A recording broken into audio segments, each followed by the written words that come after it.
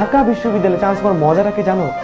মজাটা এই জায়গায়, তুমি যখন ঢাকা বিশ্ববিদ্যালয়ে যাবা জুনিয়র হয়ে, তুমি দেখবা তোমার হলের তোমার পাশের রুমের একটা ভাইয়ের আগামীকাল বিসিএস ক্যাডার হয়ে গেছে, সে বিসিএস এ অ্যাডমিন ক্যাডার হয়ে গেছে, সে বিসিএস এ ফরেন ক্যাডার হয়ে গেছে, সে পুলিশ ক্যাডার হয়ে গেছে, কাস্টম ক্যাডার হয়ে গেছে। কাজ থেকে তুমি দেখবা এত সুন্দর সাফল্য। তুমি যখন ঢাকা বিশ্ববিদ্যালয়ে চান্স পাবা, তুমি দেখবা তোমার রুমমেট বড় ভাইটা জাতিসংঘের কোন একটা স্পিচ দিতে চলে গেছে, কোন একটা কনফারেন্সে চলে গেছে।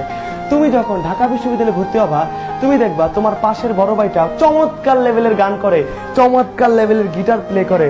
তুমি যখন ঢাকা বিশ্ববিদ্যালয়ে চান্স পাবা, তুমি দেখবা তোমার হলের বড় ভাই অনেক ফেমাস ব্যক্তি ছিল, যেমন ঢাকা বিশ্ববিদ্যালয়ের আমার হল হাজী মোহাম্মদ মুশির হলের আমাদের হুমায়ুন আহমেদ ছিল 564 নাম্বার রুমে, যে বাংলাদেশের যে বিখ্যাত কথা সাহিত্যিক হুমায়ুন আহমেদ, সে আমার হলের বড় ভাই। আমি তাকে বড় ভাই বলতে পারি কেন? সে আমার হলের বড় ভাই।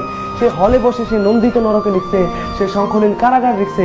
আমাদের হলের বড় ভাইকে ওই যে ওবায়দুল কাদের, বাংলাদেশের সড়ক ও যোগাযোগ মন্ত্রী, সেতু মন্ত্রী, সে আমার হলের বড় ভাই। সে আমার বড় ভাই কেন না? সে আমার বড় ভাই। আমার হলের বড় ভাই আমি জোর দিয়ে বলতে পারি কে, আর যে কিবরিয়া, আর যে অর্ক, আর যে নীরব, আমি বলতে পারি তাদের মতো হওয়ার স্বপ্ন দেখতে পারি, খুব কাছ থেকে তাদের সাফল্যগুলো দেখতে পারি, তারা কি কি করেছে জানতে পারি। তুমি ঢাকা বিশ্ববিদ্যালয়ে ভর্তি হলে দেখো সবগুলো সভা, সেমিনার, গুরুত্বপূর্ণ টক শো, সিম্পোজিয়াম, লাইভ সব ঢাকা বিশ্ববিদ্যালয়ে হচ্ছে, পাবলিক বিশ্ববিদ্যালয়গুলোতে হচ্ছে। তুমি এই সুযোগটা কেন নিবা না?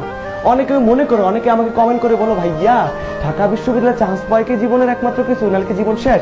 না, জীবন এখানে শেষ না, কিন্তু চমৎকার এই সুযোগটা তুমি কেন নিবা না? কেন নিবা না?